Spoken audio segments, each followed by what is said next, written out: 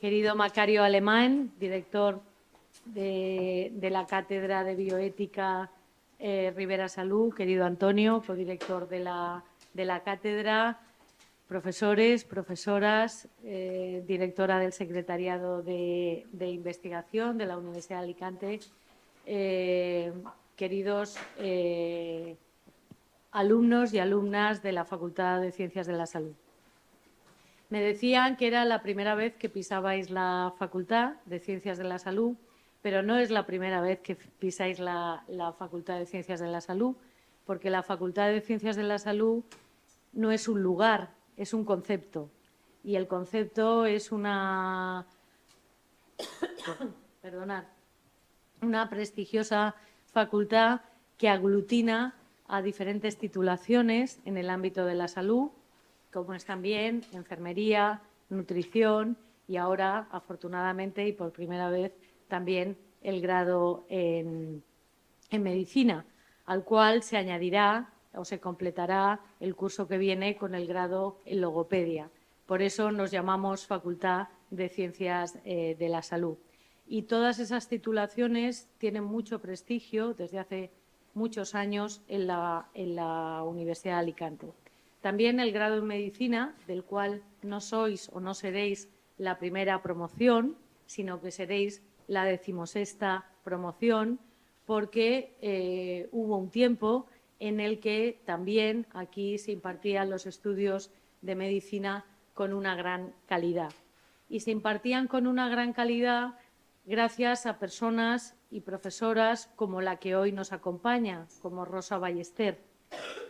Querida Rosa, decíamos ayer que vuelves a tu casa, que vuelves a tu facultad, que vuelves a tu universidad. Rosa Ballester fue catedrática de Historia de la Ciencia y de la Historia de la Medicina de la Universidad de Alicante y junto con su querido esposo, al que todos recordamos y que da nombre a esta cátedra, Emilio Balaguer, fueron los dos catedráticos que pusieron los cimientos en aquella facultad y en aquella área de conocimiento. Y como los buenos maestros, no dejaron yermo ni estéril este territorio, sino que dejaron un gran área de conocimiento. Aquí tenemos a profesores de ese área que han continuado con la labor que impulsaron Emilio y Rosa. Y nos trae aquí, además, otro hecho que a mí me parece muy importante, que es una lección que siempre se da en el seno de la Cátedra de Bioética Emilio Balaguer.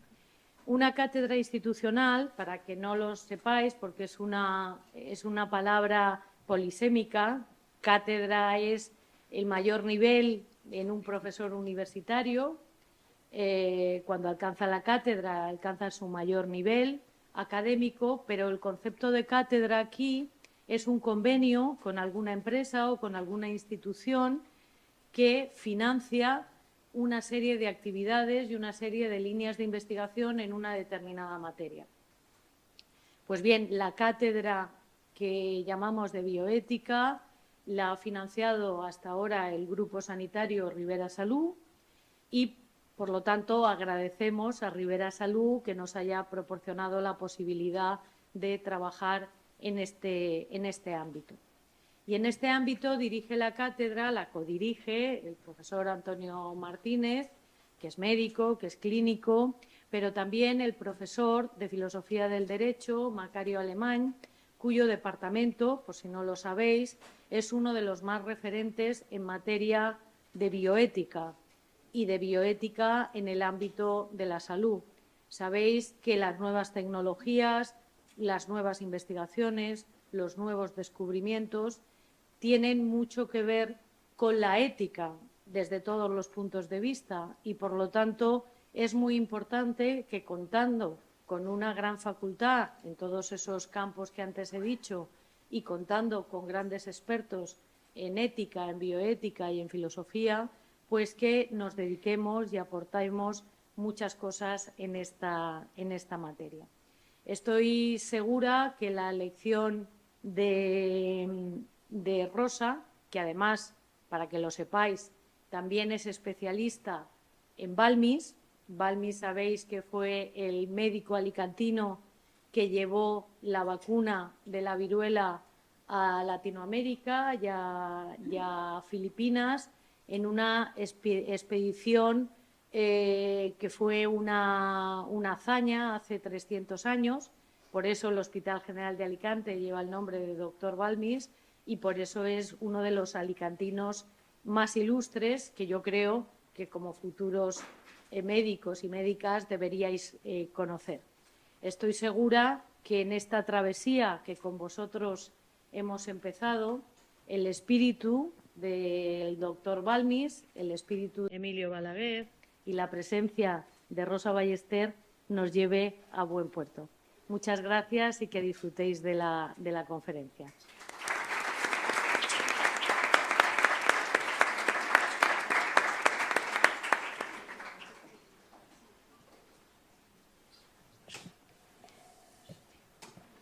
Gracias.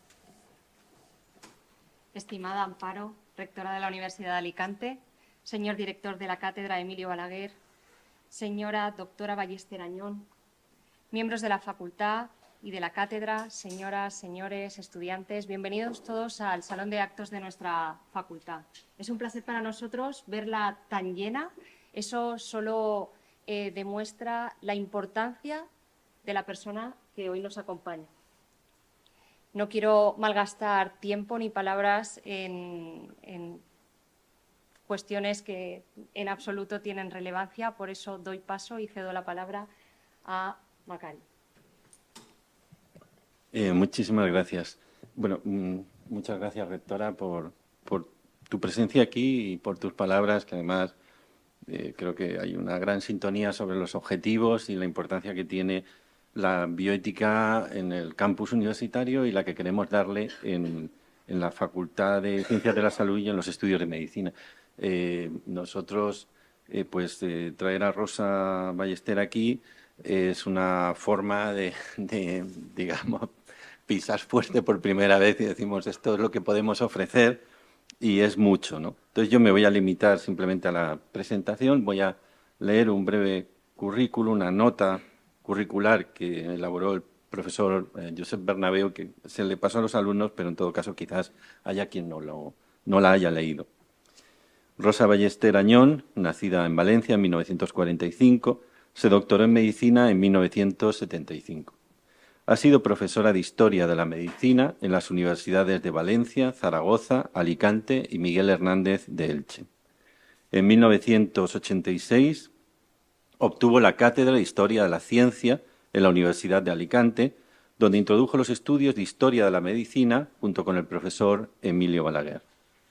En la actualidad es catedrática emérita de Historia de la Ciencia de la Universidad Miguel Hernández y vicepresidenta de la Real Academia de Medicina de la Comunitat Valenciana. En 1995 fue nombrada por el claustro defensora universitaria en la Universidad de Alicante, la primera persona que ostentó dicho cargo. Sus líneas de investigación se han centrado en la historia de la salud pública desde una perspectiva transnacional, historia de la infancia, discapacidad e historia de la poliomielitis, vacunas y vacunaciones en la historia de Europa.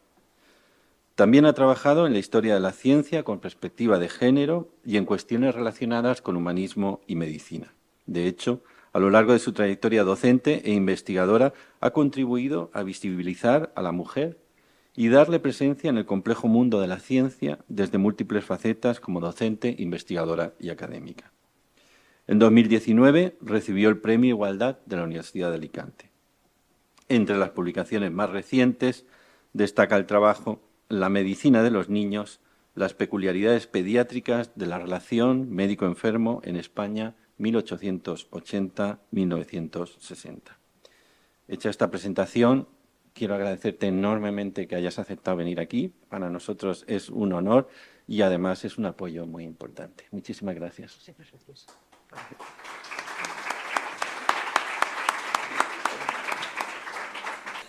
Muchísimas gracias por vuestras palabras absolutamente generosas, y que yo entiendo también son, bueno, es un homenaje a una persona como fue Emilio Balaguer, y que, por otro lado, como ha comentado la rectora, introdujo una de las humanidades médicas aquí en la Universidad de Alicante, después en la Universidad Miguel Hernández, y también los estudios de bioética, que se incorporaron más tarde en la formación de los profesionales de medicina. Querida decana, en fin, Macario, te has pasado de generoso en tu presentación. Muchísimas gracias como director de la cátedra. Antonio Martínez de Lorente, muchísimas gracias como coordinador docente de la cátedra. Y bueno, y amigos, Pep Rodríguez Bernabeu, Josep Bernabeu, vuestro profesor de Historia de la Medicina. Y bueno, pues yo creo que no es que ha cogido el testigo, es que, en fin, lo está superando. Y lo mismo digo de otras personas como Eduardo y Berta, que estáis aquí, y bueno, y de todos los amigos, de Pedro, perdona que Elena, en fin, la coordinadora de medicina, Pedro Acien, Antonio, ya te lo he comentado, Andreu Velasco, en fin, Carlos Álvarez, todos los que estáis aquí. Muchísimas, por supuesto, María Eugenia. Bien, dicho eso, vamos a empezar, porque si no, creo que la emoción pues, nos va a amargar y nos va bueno, a hacer que pasemos un poco. Entonces, bueno, como veis, el título de esta charla se llama Humanismo y Medicina, y ahora lo concretaré. Pero antes quiero que os fijéis en ese cuadro que he puesto ahí, en esa imagen. Esa imagen procede de un cuadro de 1891 que se llama The Doctor, el médico, de un autor inglés, de un pintor inglés, que ahí tenéis el nombre, Vic Fields, ¿no? Quedaros con la imagen. Mirad lo que se ve. En una cama prácticamente construida con 2 sillas y poco más, hay una niña en un estado, se ve muy, muy deteriorado. Hay una lámpara que la está enfocando a la niña. Dejo el médico para el final. Detrás está, como veis, una madre absolutamente desesperada y un padre. Es una casa pobre, es una casa del mundo rural. Y luego está el médico. El médico está con una actitud, digamos, de preocupación. Es decir, ¿qué más puedo hacer por algo?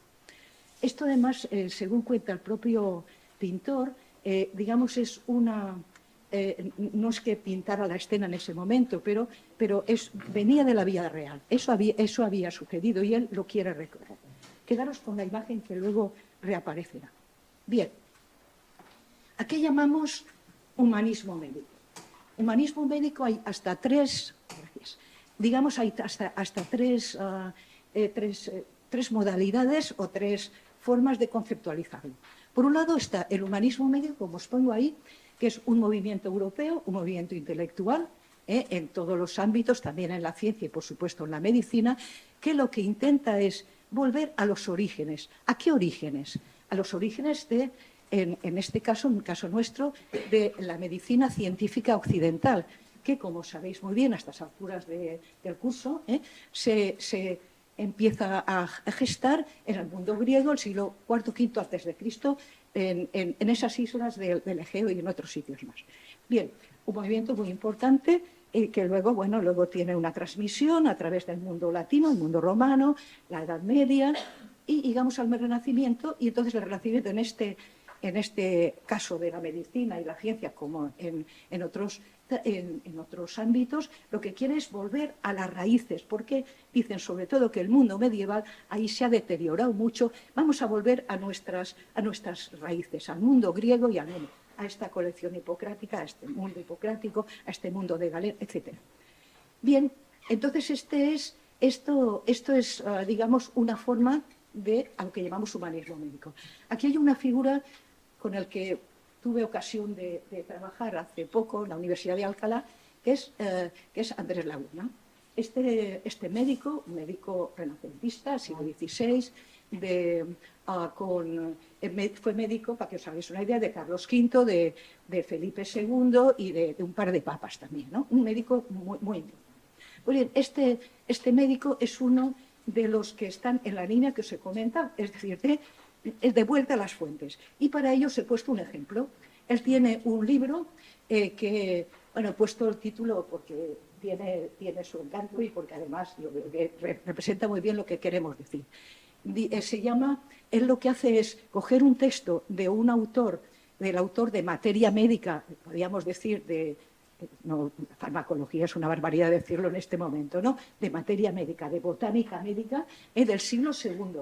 Es decir, por tanto, estos clásicos a los cuales se quiere volver. Entonces, él lo que hace es hacer una revisión en este libro, lo que hace es recoger lo que había dicho Dioscórides en el siglo II, que había hecho una recogida enorme de lo que en aquel momento se conocía de plantas medicinales. Pero luego le añade las novedades. ¿Dónde están las novedades? Las novedades vienen del mundo de las colonias. Estamos en el siglo XVI, es decir, que ya viene de los virreinatos, etc. Entonces, digamos, es un ejemplo de esta forma de esta modernidad, ¿no?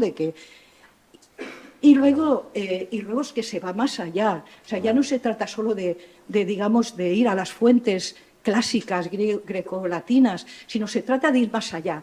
Y más allá es lo que hace, por ejemplo, Vesalio, pero más gente también, en el siglo XVI. Entonces, para que veáis el contraste, en el caso de la anatomía, que esto seguro ya lo habéis visto, es decir, ¿qué se conocía de la anatomía humana en periodos anteriores, hasta la Baja Edad Media, al Renacimiento? Pues era una anatomía, como veis ahí, en la parte izquierda, de una representación de la circulación sanguínea y distintas estructuras que, como veis, el parecido con la realidad es pura coincidencia.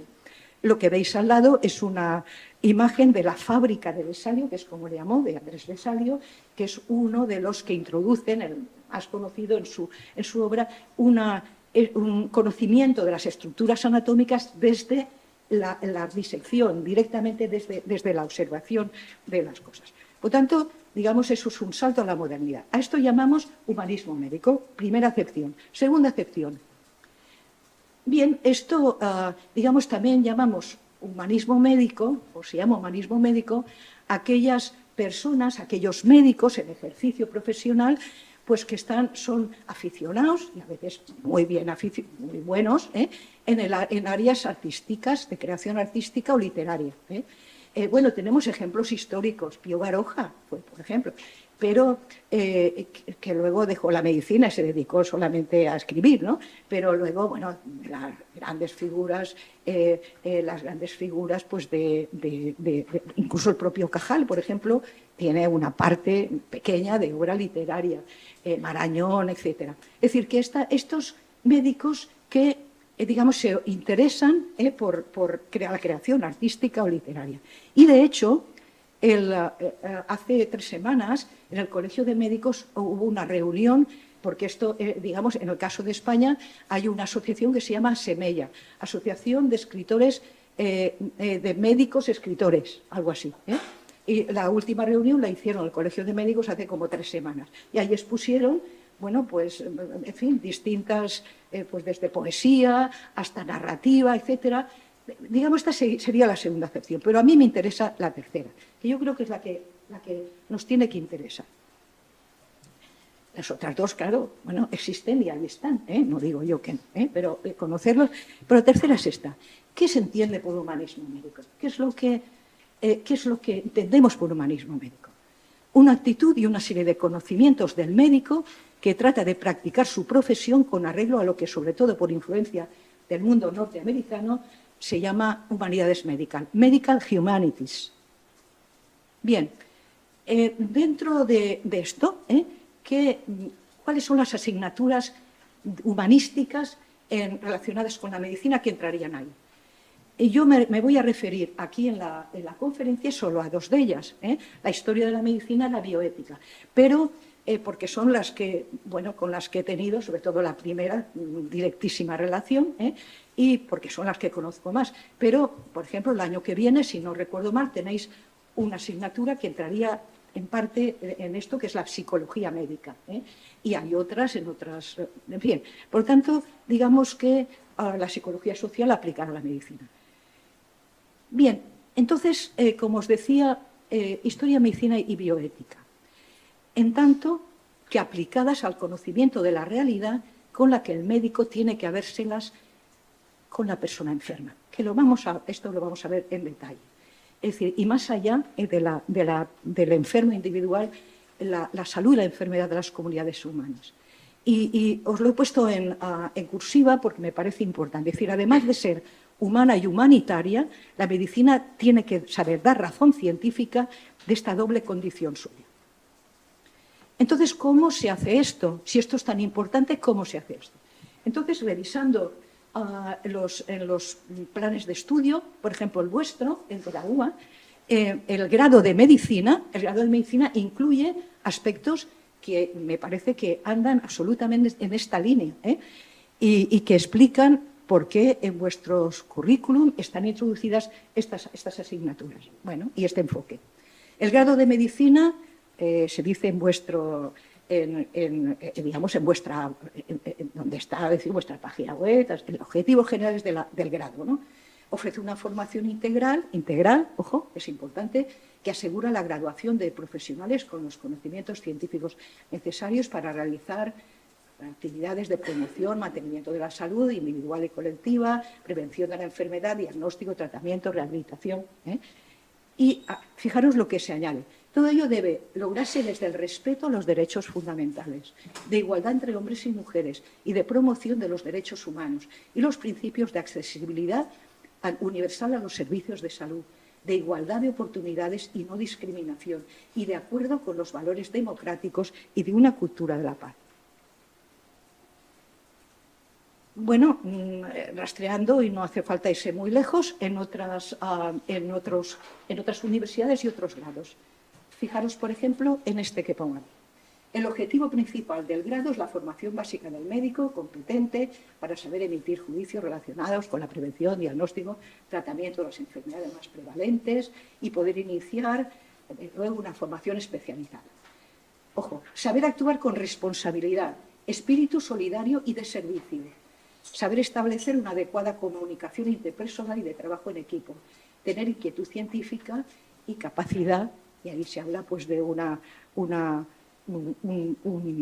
concepto que es muy importante, que es el de investigación translacional, que como seguramente conocéis, es el paso de lo que los ingleses llaman to the bench to the bedside, o sea, from the bench to the bedside, es decir, desde el laboratorio a la cama del enfermo, ¿no? Hacia la clínica, ¿no? La investigación básica Pero bueno, ya veis ahí cómo los objetivos van más allá de los aspectos puramente, biológicos. Y en otro de los planes de estudio de otra universidad española, la medicina es una de las profesiones más antiguas de la humanidad y da respuestas a la realidad de la enfermedad. Intenta curarla o aliviarla, buscar los mejores instrumentos de prevención. El grado de medicina proporciona una formación integral, otra vez lo de integral, que permite conocer adecuadamente las ciencias y las técnicas asociadas a la prevención, diagnóstico y tratamiento de enfermedad. Esto requiere un conocimiento profundo de las características biológicas del ser humano y de la importancia de la relación con el entorno social. Bien, y luego, se habla, pues, naturalmente, de la importancia de la enseñanza práctica de tipo clínico. Bien, entonces, las humanidades médicas tienen un papel crucial que jugar en la formación de los médicos y en su práctica. Las humanidades, como intentaré que veamos, y no es decir, ya es algo que ya habéis empezado este año con una de ellas, muy importante, la historia de la medicina, proporcionan un ejercicio, un tipo de ejercicio, un tipo de visión y unos hábitos mentales que no se abordan en otros ámbitos de la educación médica. Muchas gracias, sí, perdón. Y que ayudan al médico a entender la realidad humana en toda su dimensión, todas sus dimensiones, ¿no? Bien, entonces comentaba antes que íbamos a hablar de dos de las humanidades, la historia de la medicina y la bioética. Un primer, abordaje de una y de otra. Claro, es difícil entender las cosas cuando no sabemos de dónde vienen, cuando no conocemos su síntesis, ¿no? por eso es importante enfocar históricamente los problemas, ¿no?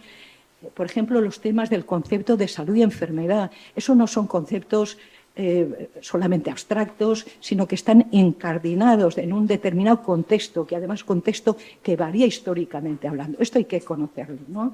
La medicina es solo comprensible desde la historia. Bien, y aquí, bueno, recurriendo también a lo que, bueno, pues a lo que son los objetivos dentro de dentro de la propia asignatura que imparte el profesor Bernabé, ¿no? La historia de la medicina permite situar la actividad sanitaria en su contexto, lo que acabamos de decir. El contexto científico, político, cultural es fundamental. Y además, y esto habría que subrayarlo, digamos, es una disciplina que cohesiona, que da una visión amplia e integradora de lo que es nuestra profesión, ¿no? Por tanto, esta visión unitaria, amplia, pues esto es una de las cosas importantes para conocer a los futuros médicos, ¿no? Un poco más allá en este tema, ¿no? Persigue que el estudiante reconozca los elementos que dan cohesión y configura la identidad actual de la profesión médica. ¿Por qué somos aquí, ahora y aquí? ¿A qué se debe eso? ¿Cómo se explica, no? Entiende la ciencia médica, ojo, y eso es muy importante, como un conocimiento en construcción. Es decir, una de las cosas que le dicen a uno cuando entra en una facultad de medicina es que tiene que estudiar toda la vida, no solo los 6 años de la carrera, sino toda su vida. Y eso, por otro lado, está bien y es absolutamente necesario, ¿no? Por tanto, un conocimiento que está sometido a muchos cambios y que digamos, esta visión histórica le permite analizar los retos y las oportunidades de la medicina del siglo XXI donde estamos. Y luego aquí he añadido algo que ya tenéis este primer curso, pero que además luego se va a retomar en algunos aspectos en disciplinas de tipo básico y también, por ejemplo, en el mundo de la salud pública. La búsqueda, pero que iniciáis primero dentro del área de historia, la búsqueda de los recursos necesarios, la información científica, con las distintas modalidades que nos permiten hacer esto que hemos dicho antes, la necesidad de actualización de conocimientos. Eso forma parte y es muy, muy importante. Bien, aquí os he puesto dos obras muy recientes, las dos son el del 2023-24, una de vuestro profesor Josep Bernabeu, Prevenir antes que curar, que, digamos, donde se aborda de forma de forma global, de forma muy, muy, muy interesante, digamos, la evolución, o sea, todas las crisis sanitarias que hemos tenido a lo largo del tiempo, cómo se han resuelto, cuáles han sido los motivos, qué nos enseñan, sobre todo, qué nos enseñan aquí y ahora. Y luego el Manual de Historia de la Medicina, que seguro que conocéis también, es un manual absolutamente actualizado, donde, digamos, pues desde diversos puntos de vista, las distintas áreas pues están representadas desde el punto de vista histórico. Además, en esta línea, ¿cómo decir? Es decir, una forma de entender dónde estamos ahora y por qué. Y vamos a la otra modalidad, que es a la otra humanidad médica, creo que fundamental, que es la bioética, ¿no? La bioética tiene por objeto educar, hay diversas definiciones, vamos a dejar esta de momento, educar a los profesionales sanitarios en las cuestiones relativas a los aspectos morales sobre la gestión de la vida y del cuerpo, de la salud y la enfermedad. Lo vamos a ver ahora más despacio.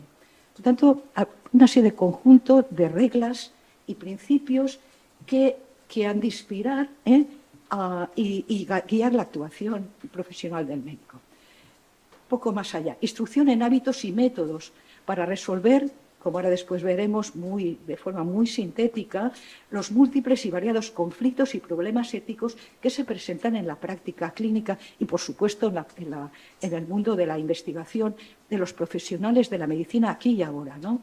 Una práctica que integra también la perspectiva poblacional.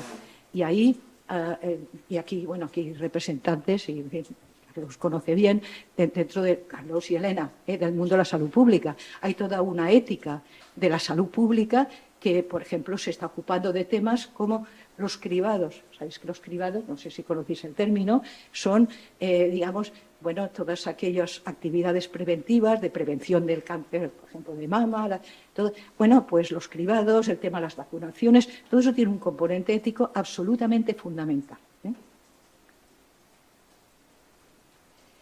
Bien, este acercamiento intenta aplicar los valores, y ahora hablaremos de valores profesionales de excelencia, de altruismo, de sentido del deber, responsabilidad, integridad y honestidad en el ejercicio de la profesión.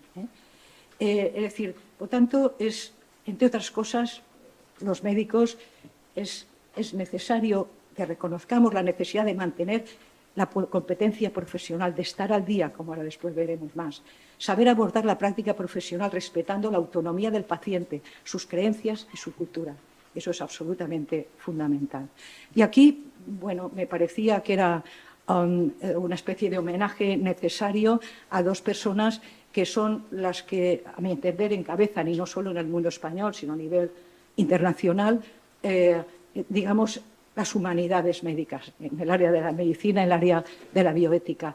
El más joven, el de la izquierda, es el profesor Diego Gracia, es catedrático de Historia de la Medicina y, bueno, digamos, una personalidad de referencia obligada en el mundo de la bioética médica en el mundo.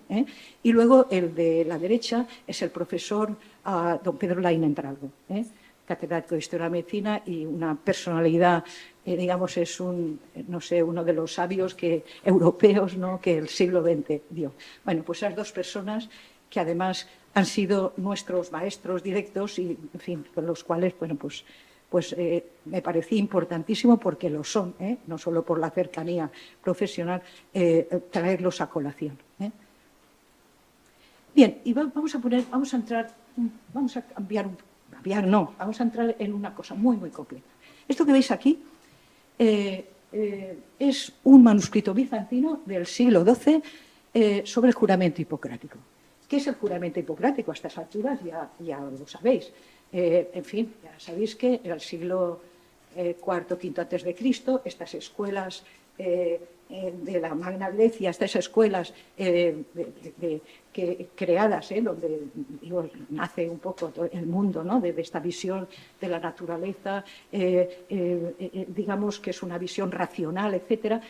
Las primeras escuelas médicas del mundo occidental, bueno, pues digamos, ahora veremos un poquito, digamos, es un juramento que es de estas escuelas, ahora lo destriparemos entre comillas un poquito, y bueno, continúa leyéndose.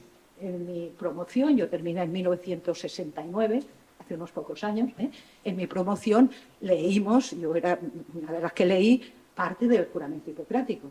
Si vais prácticamente en todos los colegios de médicos, tenéis allí el juramento hipocrático.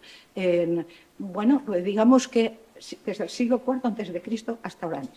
Bien, esto es un ejemplo ya en el mundo del siglo XII, que habían pasado unos cuantos.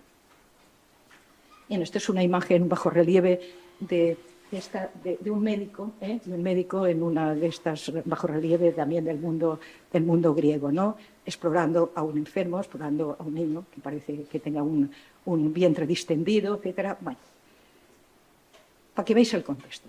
Bien, el juramento solo he puesto, no lo he puesto todo, unas cuantas, en fin, parte del texto. Juro por Apolo médico, Apolo es digamos, el dios del conocimiento, ¿no? Por Asclepia, que es el dios de la medicina, hijo de Apolo. Higía y Panacea. Higía es la diosa de la parte de higiene, y Panacea, pues, de la terapéutica, ¿no? Por todos los dioses y todas las diosas, tomándoles como testigo, cumplir fielmente, según mi ideal saber y entender, este juramento y compromiso. Es decir, el profesor Diego Gracia, que lo ha trabajado en varias ocasiones y de forma muy, muy, muy profunda, bueno, pues, digamos, el análisis que hace, yo solo hago una brevísima síntesis, es, bueno, el juramento tiene en sí misma, y eso el profesor Alemán conoce muchísimo mejor que yo, digamos, es un tipo de documento y un tipo de actividad de una enorme importancia, de un enorme nivel. Que aquí estén los dioses es digamos, es una fórmula casi retórica, porque en este momento, justamente en estas escuelas, están dejando estas escuelas griegas, donde, como os he dicho, nace la medicina racional, digamos, de alguna manera, en fin, se separan los planos. Es decir, mire usted, una cosa es pues Apolo o ir a los templos de Asclepio, y otra cosa es cómo entiendo yo qué es el cuerpo en estado de salud y de enfermedad y cómo lo trato, sobre mecanismos racionales. Pero bueno, es un juramento y es darle, digamos, ese relieve, ¿no? Venerar como a mi padre y a quien me enseñó este arte, compartir con él mis bienes, asistir en sus necesidades, considerar a sus hijos como hermanos, enseñarles este arte gratuitamente, si quieren aprenderlo, comunicar los preceptos vulgares y las enseñanzas secretas y todo lo demás de la doctrina a mis hijos y a los hijos de mis maestros, etcétera, ¿no? Pero a nadie más. Ahora, luego haré comentarios. Bueno, no tallaré cálculos, sino que dejaré esto a los cirujanos especialistas. Digamos, bueno, esto tiene que ver con un tema muy importante que ya seguro el profesor Bernabé os ha comentado, que es la separación entre internistas y cirujanos. Es decir, que realmente no se da. Es decir, el médico sí cirujano. Un poco lo que un autor clásico decía, la separación entre la mente y la mano, ¿no? Es decir, que el mundo de la cirugía, como los prácticos, etcétera, y el mundo del médico, mayor estatus, con un nivel intelectual superior, etcétera, ¿no? Bueno, en cualquier caso, casa que entre, lo haré para bien de los enfermos, apartándome de toda injusticia involuntaria y de toda corrupción, principalmente de toda relación vergonzosa con mujeres y muchachos, ya sean libres o esclavos, ¿no? Todo lo que vea y oiga en el ejercicio de mi profesión y todo lo que supiere acerca de la vida de alguien, si es cosa que no debe ser divulgada, lo callaré y lo guardaré como secreto inviolable.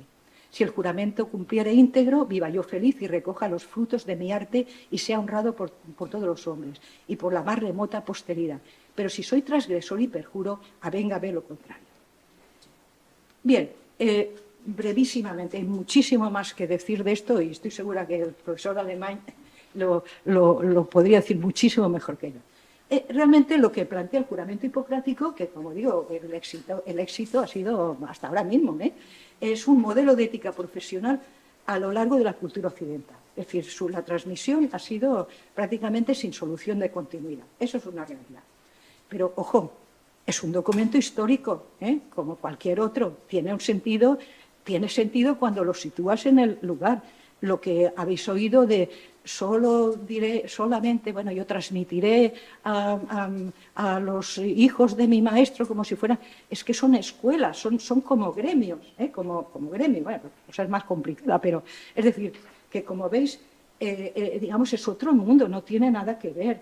El mundo, lo que comentamos, ¿no?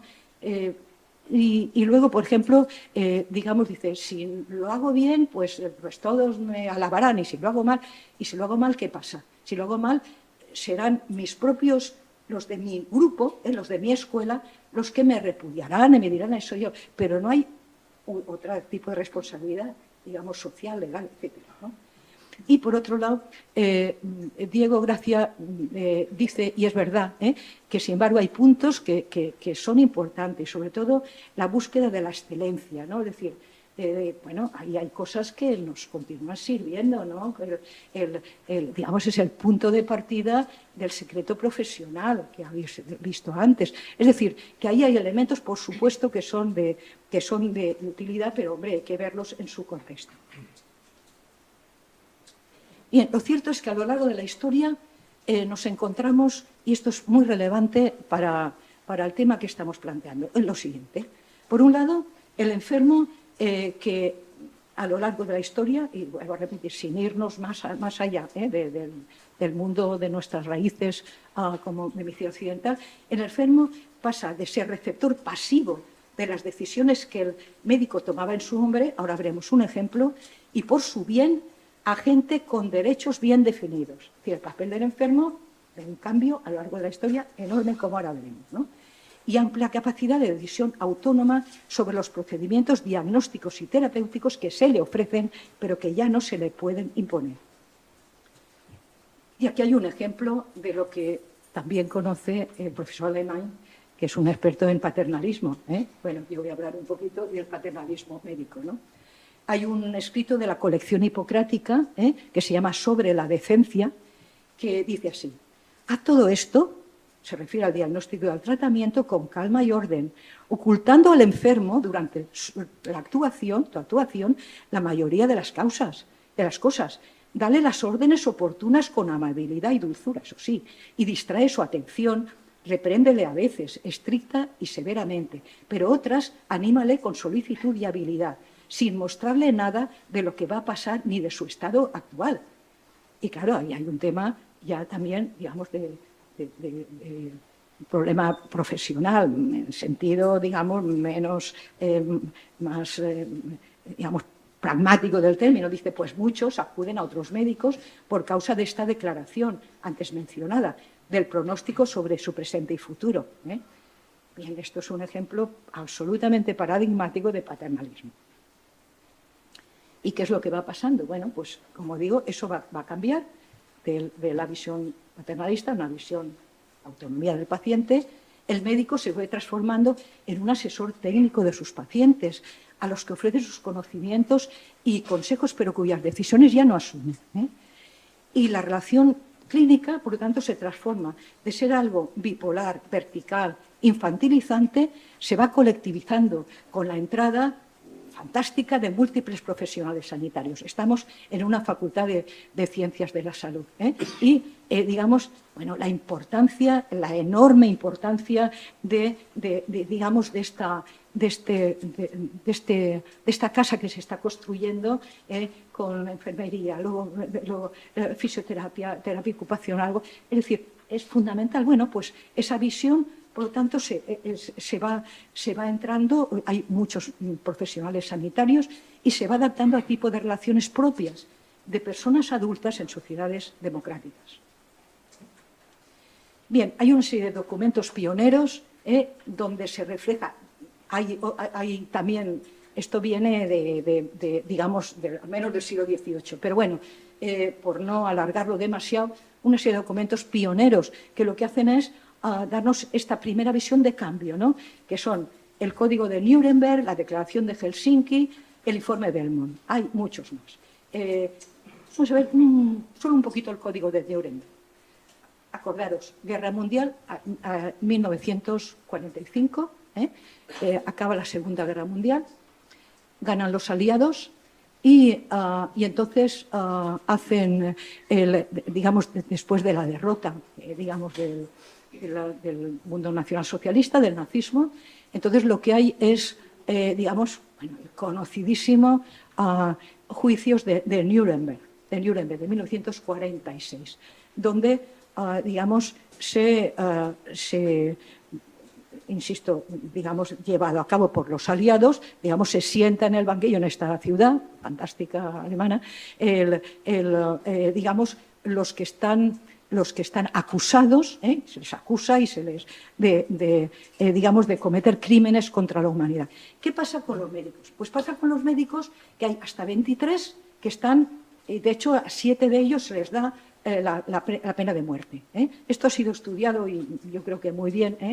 Los médicos que participaron, por ejemplo, en los hospitales psiquiátricos, donde se hace una eutanasia a todas aquellas personas con algún grado de discapacidad,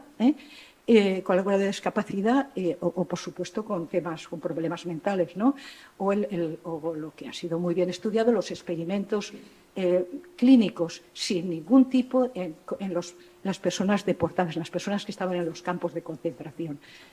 Bueno, eso ha sido muy bien estudiado, sin ningún tipo, no solo de garantía, sino... Y además es curioso cómo... Entonces, bueno, después de todo esto, como digo, el juicio es el 46, el 47, tenemos el Código de Nuremberg. ¿Qué dice? El consentimiento, una de las cosas que dice, el consentimiento voluntario del sujeto humano es absolutamente esencial. Esto significa que la persona involucrada, a la que se le va a hacer, por ejemplo, un tipo de investigación o un tipo de prueba, debe estar en condiciones que le permitan el libre ejercicio del poder de elección, sin intervención de ningún elemento de presión, fraude, engaño, coacción. Debe tener el conocimiento y la comprensión suficientes de los elementos en juego en la investigación que le permitan una decisión lúcida y con conocimiento de causa. Entonces es curioso cómo esto, que es del año 47, como digo, y que se debe a este contexto que acabo de comentar y que seguro conocéis, en 1931, curiosamente, precisamente en los Estados alemanes, se plantea una de las primeras visiones de estas, digamos, actualizadas que he comentado, ¿no? Del consentimiento, de tener en cuenta, etcétera. Solo que en el momento que viene el nazismo se excluye de las condiciones a los judíos, a los gitanos, a los polacos, a los rusos y a todos los que no formaban parte. Entonces este es muy... Bueno, luego hay otros, la Declaración de Helsinki, de la Asociación Americana, de la Asociación Mundial, de la Asociación Médica Mundial, pues en la misma línea de hay que tener en cuenta en la investigación, etcétera, esta serie de cosas, ¿no? El informe Belmont, que este procede del mundo norteamericano, ¿no? Bien, esto en el momento, creo que en cuarto de carrera es cuando tenéis precisamente una asignatura que forma que entra, seguro que allí os lo van a... Bien. Y claro, lo que hemos dicho, el contexto. El contexto es un mundo que acaba de salir de la Segunda Guerra Mundial. Ya hemos visto el tema de los juicios de Nuremberg. Por cierto, que se llama, esto que os he dicho relativo a los médicos, se llama el juicio de los médicos, precisamente, ¿no? Y, bueno, el contexto, la Declaración Universal de los Derechos Humanos, un cambio cualitativo, fundamental, un documento de que si no recuerdo mal, el 10 de diciembre de 1948, digamos, de la Asamblea Nacional de las Naciones Unidas reunida en París, ¿no? Y donde dentro de los derechos humanos se contemplan muchísimos aspectos que tienen que ver con la vida de las personas, ¿no? Y más allá esto se va desarrollando con esta nueva visión que os he comentado, con las cartas de los derechos de las pacientes, la primera de las cuales es de 1973, donde es de la American Hospital Association, de la Asociación de Hospitales Americanos, donde en todos sus puntos aparece precisamente el consentimiento, un derecho individual, la privacidad, el respeto a la autonomía de las personas, ¿no? En España, la Ley General de Sanidad, en el artículo 10 del año 86, también están recogidos los derechos de los pacientes, Elena y Carlos, y bueno, y Andreu también, que lo conoce, es decir, con un valor legal de un rango alto. Y luego la última versión de la Ley General de Sanidad, que es la de 2011, pues no los leo, pero bueno, he puesto los títulos donde está recogida esta visión actualizada, derecho a la información, derecho a la participación, derecho a la igualdad, derecho a la intimidad, confidencialidad y respeto a la dignidad de las personas. Bien, y esto no tiene nada que ver, por ejemplo, con lo que a mí, y bueno, en fin, y por supuesto antes y después ya, que yo creo que ya no, con imágenes en las cuales, por ejemplo, esto es un atlas de dermatología, y en ese atlas de dermatología yo lo he quitado adrede, pero están los nombres de las personas. No he querido, aunque claro, ahora que lo identificáramos da igual, estaban identificados, es decir, que venía fulanito de tal, que padece tal y cual, por ejemplo, ¿no? Para que veáis un poco los cambios, ¿no? Esto lo mismo, esto es un señor que tenía nombres y apellidos y aparece allí, que yo lo he quitado adrede. Este atlas es de principios del siglo XX.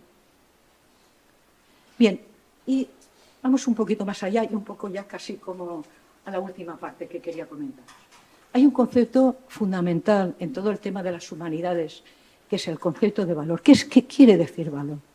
Son una serie de cualidades morales que tienen que ver con las personas, que contienen un juicio sobre lo que es bueno, lo que es correcto, lo que es deseable, y orientan al médico sobre su forma de actuar sobre lo óptimo, sobre lo mejor.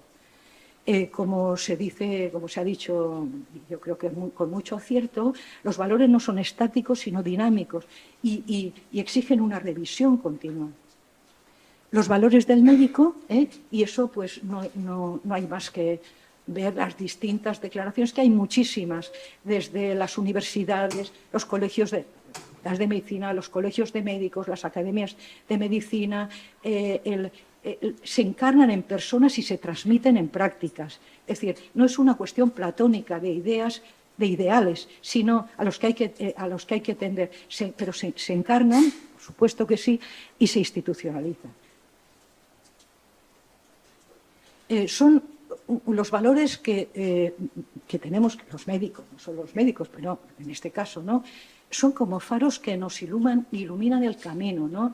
Son los que hacen que esta profesión, digamos, sea, como la de medicina, necesaria y valorada por los ciudadanos.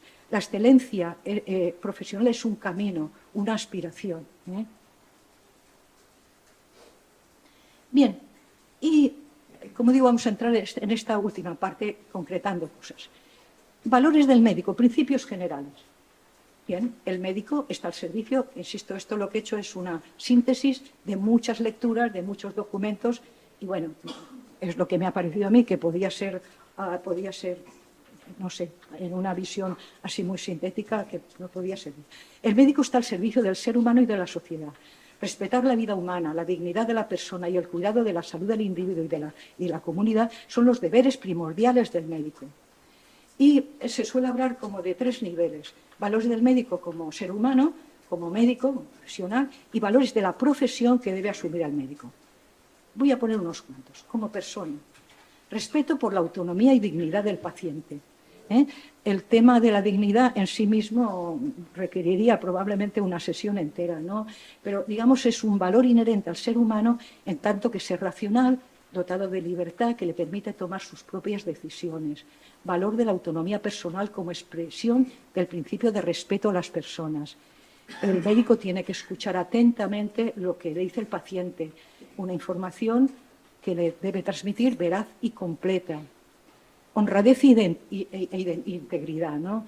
El médico ha de ser consciente de sus propias limitaciones, de sus conocimientos. Hemos dicho al principio que en una de las definiciones de una de las universidades, ¿no?, que la ciencia es un conocimiento en construcción.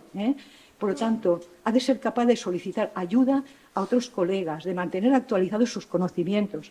Por eso está la formación continuada.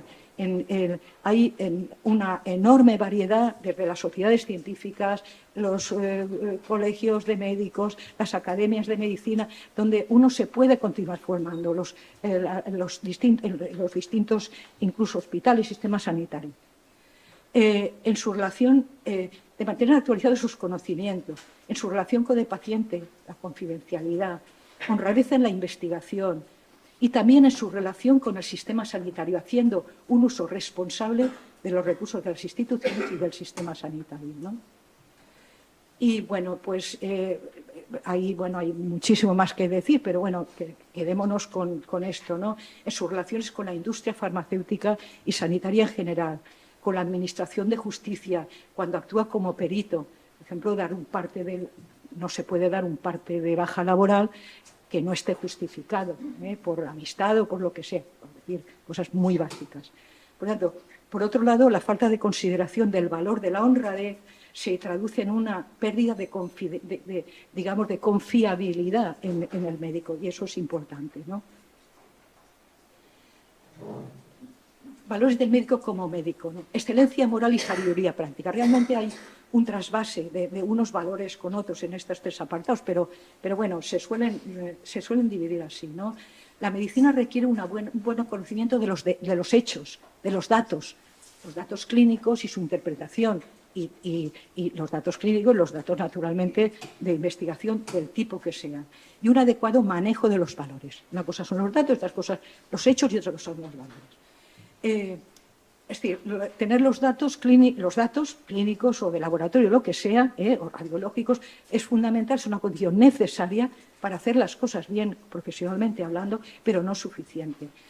Y uno de los métodos, el método que hoy a nivel sobre todo del mundo clínico, de la ética clínica, es el método deliberativo, digamos, método de toma de decisiones ante un determinado problema ético, como algunos que veremos después. Es un procedimiento de ayuda para tomar decisiones éticas, sobre todo en contextos clínicos, por ejemplo, en los comités de ética en hospitales. Y bueno, muy brevemente y muy sintéticamente, insisto, mi idea es dar una visión casi a vista de pájaro, ¿no? Por un lado, el deliberar sobre los hechos o datos, lo objetivo, lo que tenemos ahí. ¿Qué es lo que tenemos ahí? En determinado problema que se nos plantea con determinado paciente, en un tema de un trasplante o en un tema de una decisión que tengamos que tomar. Segundo lugar, deliberación sobre los deberes, sobre los valores implicados. Y por un lado son los hechos, por otro lado, ¿qué valores hay ahí?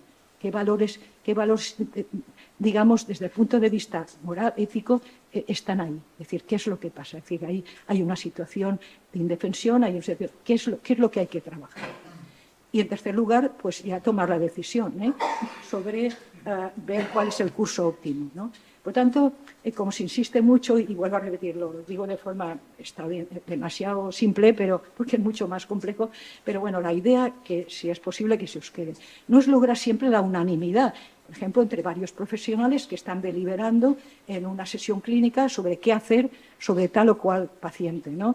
Sino que las decisiones sean prudentes, el término prudencia es muy, muy, muy importante, y que digamos, todos los agentes implicados lleguen a la mejor decisión, como sostiene Diego Gracia, al que vuelvo a recurrir una vez más, digamos que él dice, hay que analizar los temas con toda su complejidad, ver las circunstancias de cada caso, y esto permitirá identificar la mayoría de los cursos de acción posibles, es decir, cuáles son, digamos, qué camino vamos a tomar, ¿no?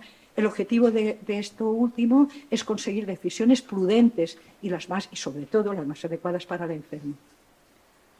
Bien, la competencia profesional, digamos, la necesidad, claro está, como hemos insistido antes, en adecuar los conocimientos y habilidades relevantes para la práctica médica a los continuos avances de las ciencias de la salud.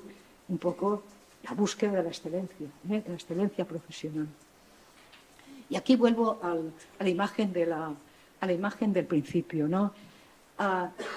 El médico que está viendo, que está con ese aspecto, ¿no?, dubitativo, preocupado, ¿no? Pues este médico tiene compasión. La compasión es un valor, es importantísimo.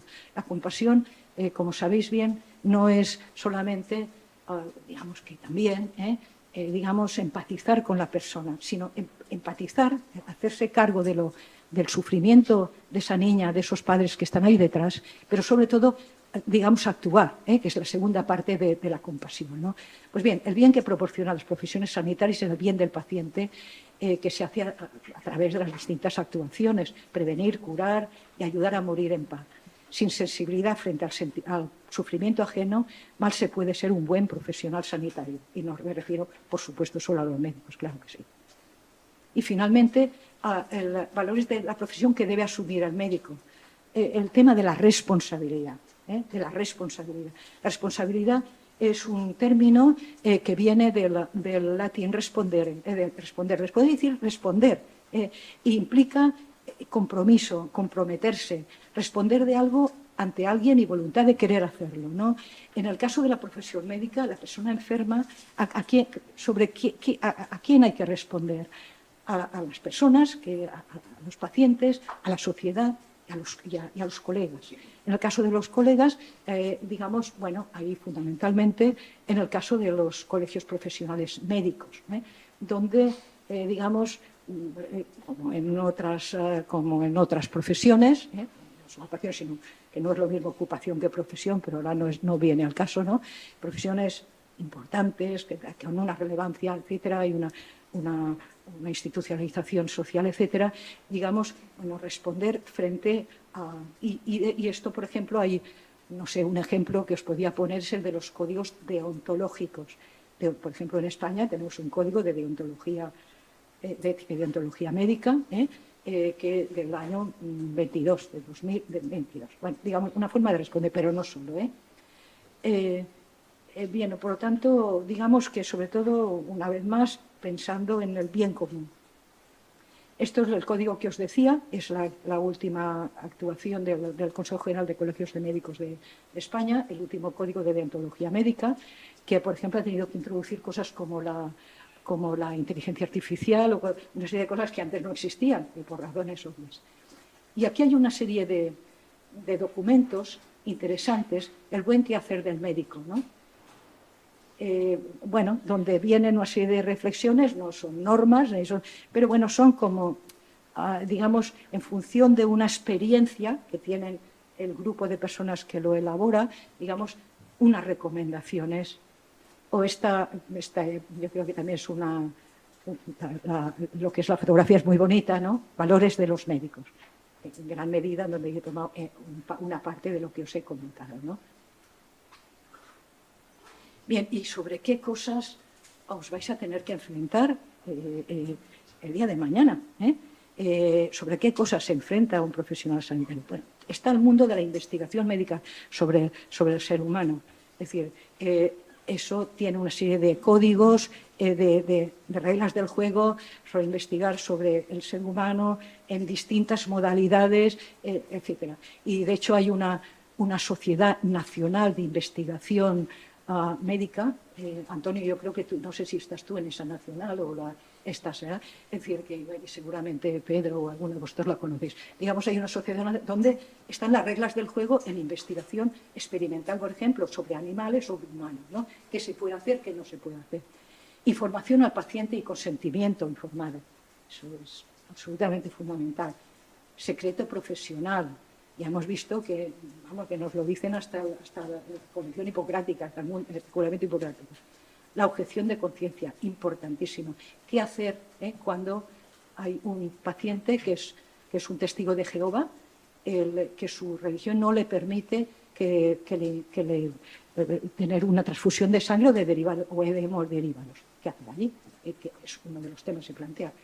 Un tema bastante nuevo y que además llevado a cabo por, no me acuerdo del nombre, pero un colega nuestro que ahora trabaja en Madrid, que es el seguridad del paciente, ¿no? Es decir, era Aranaz, Jesús Aranaz, exactamente. Bueno, yo creo que es un poco el padre de la seguridad en España, ¿no? Entonces, por ejemplo, el tema de los efectos adversos, ya no solo de los medicamentos, sino, por ejemplo, un hospital, que digamos que pueda haber una infección hospitalaria. Entonces, es un tema éticamente importante. Atención médica al final de la vida. Bueno, eso es todo un mundo, ¿no? Es decir, bueno, en fin, no vamos porque eso requeriría, y además tampoco soy la persona, en fin, tan informada como para el tema de, sabéis que hay una nueva ley de eutanasia, eso tiene que ver además con la objeción de una nueva ley de eutanasia, que es del año 21 me parece, 2021. Pero ya no solo es el tema de los cuidados paliativos, el tema de... Es decir, es todo un mundo. Es decir, lo que está claro es que hay digamos, el acompañamiento al final de la vida y, bueno, qué cosas pueden y qué cosas no se deben hacer. Relación de los médicos entre sí con otros profesionales sanitarios, obviamente, tienen también, digamos, sus temas éticos, trasplantes de órganos o de tejidos, ¿no? Es decir, también otro mundo importantísimo. Y, como digo, últimamente en lo que se está hablando en todos los temas relacionados pues, con el mundo de los valores y el mundo médico, la telemedicina, las redes sociales de todo tipo, ¿no? Es decir, entonces, bueno, eso también requeriría casi en sí mismo una sesión, que tampoco sería yo la persona adecuada para darla, pero bueno. Bien, esto ha sido todo. Ha sido para mí un placer volver a estar por supuesto, con mis compañeros y con las autoridades y todo eso, sobre todo con gente, en fin, con la que he trabajado durante muchos años, y hacía 6 o 7 años, que ya no daba clase a alumnos de medicina. Me ha encantado que estuvierais aquí, de verdad. Muchísimas gracias.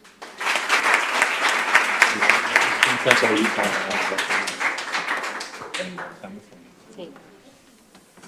Muchas gracias, doctora.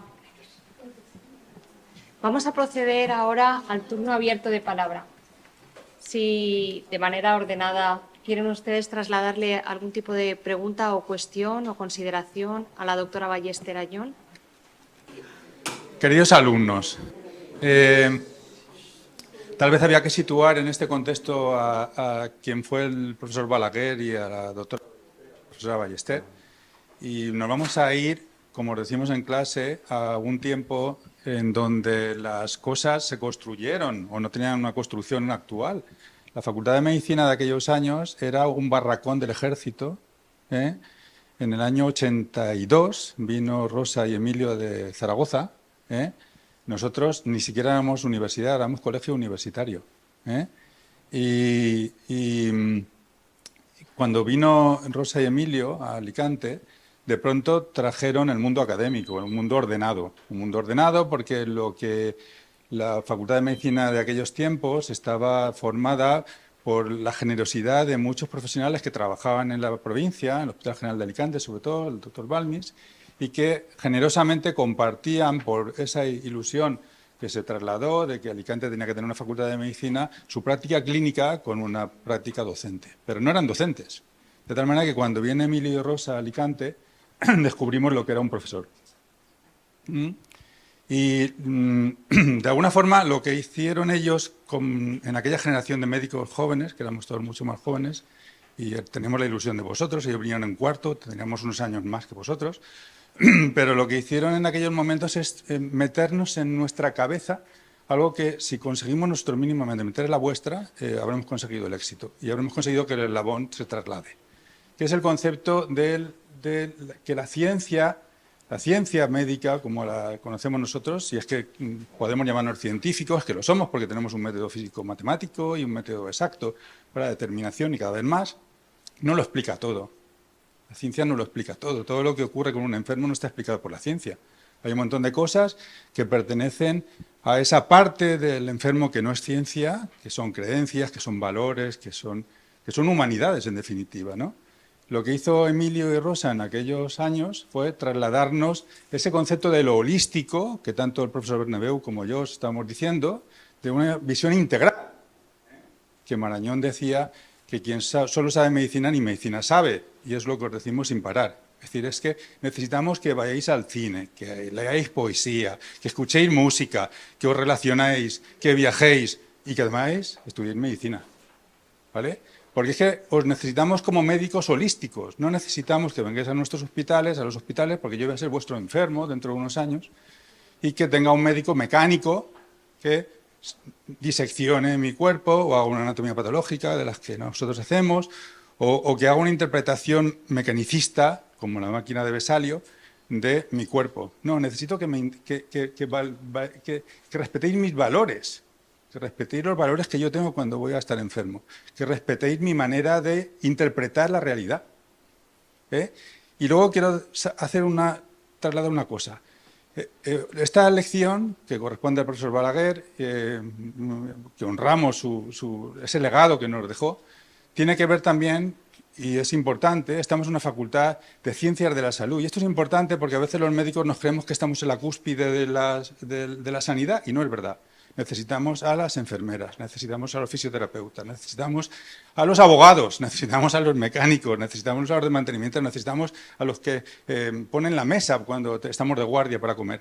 Necesitamos a todo esto, de tal manera que el médico simplemente es un eslabón más de una secuencia de la sanidad. La sanidad está dirigida al cuidado. Entonces nosotros somos un elemento más del cuidado de un paciente, que desde una perspectiva ética y de una perspectiva general, holística, desde luego vamos a darle el valor que esta sociedad necesita en este momento. El profesor Alemán maneja muchísimo este término. Estamos en un sistema universal y gratuito. Es una concepción distinta de la sanidad la que vais a ejercer vosotros si os quedáis en España que os marchéis a un país distinto a este. Porque la relación que tiene el ciudadano con nosotros es la de un ciudadano con derechos. Vosotros vais a ser médicos que vais a ejercer en un estado de derecho, donde el ciudadano tiene unos derechos y el médico y el sistema sanitario unas obligaciones de prestación. Si nos vamos a un país distinto, aquello será una prestación de servicios, será un contrato. Entonces, ese médico, esa enfermera que va a salir de aquí, esa fisioterapéutica, ese fisioterapeuta tiene una condición distinta. Y en esa condición distinta entran los valores. La relación contractual, es un servicio y se acabó. En una relación donde vais a establecer vosotros y trabajáis en este país, en esta área del mundo, vais a necesitar esa visión más allá de la medicina para explicar al enfermo en su integridad. Entonces, esta es la aportación que yo creo que la profesora Ballester nos ha hecho y que duda cabe que el profesor Balaguer tenía que estar aquí presente, o sea, porque nos dio una pincelada, nos metió el virus de la curiosidad en nuestras mentes y nosotros somos unos médicos pues, que tenemos esta visión que quien no participó de sus clases y de sus seminarios, aquellos seminarios de Folmedicina que tan chulos eran en aquel seminario, que era un habitáculo que nos habían dado, ¿recuerdas? El gobierno allá arriba y en una mesa nos metíamos todos los estudiantes como podíamos, porque no teníamos... No os pensáis que esto era lo que es ahora, era algo mucho más precario.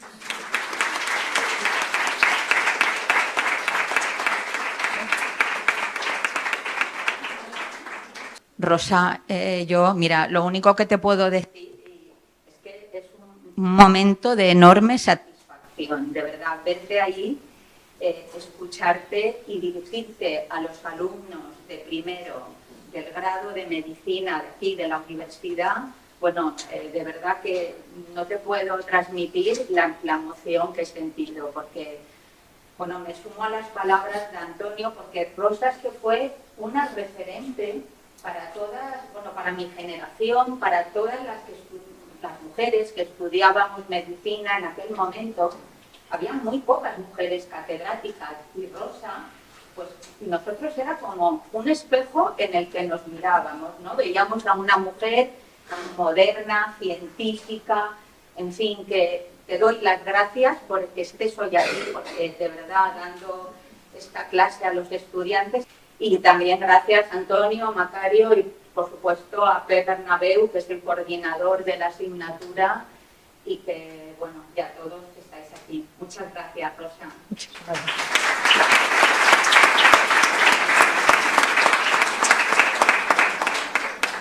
Es que de verdad yo también me he emocionado. Yo ya estaba dando clase, pero cuando ya vino Rosa y Emilio, ya es verdad que me dieron ese matiz de ciencia, de investigación, de mejora. Y yo realmente pude hacer mi tesis doctoral, que no se ha metido en el chat conmigo, porque el código ético con psiquiatría es horroroso. Emilio sí se metió, y Emilio hizo la primera tesis doctoral que me hice conmigo, por eso pude ser doctor, que era interdisciplinar con algo tan importante como el respeto al enfermo, de la imagen del propio enfermo y su enfermedad. Esto es psiquiatría. ¿Cómo interpreta el loco, que se llamaba el psicótico, lo que le pasa a él con sus síntomas? Emilio se atrevió a meterse en ese charco. Y esa fue la primera tesis doctoral. Tuve la suerte de que me tocó. Y por eso creo que he seguido siendo una psiquiatra razonablemente decente, porque por lo que ellos me enseñaron de otra visión y de otra historia. Y luego yo voy a decir una cosa, que yo siempre digo, que el mundo sería cualitativamente mejor si hubiera un par de rosas más por ahí.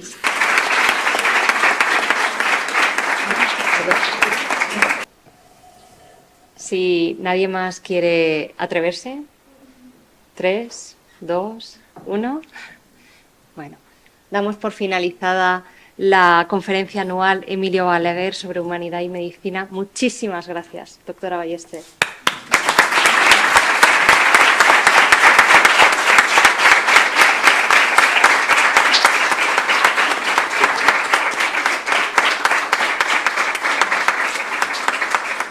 Os deseo lo mejor, a vosotros, os deseo lo mejor, seguro que os va a ir bien.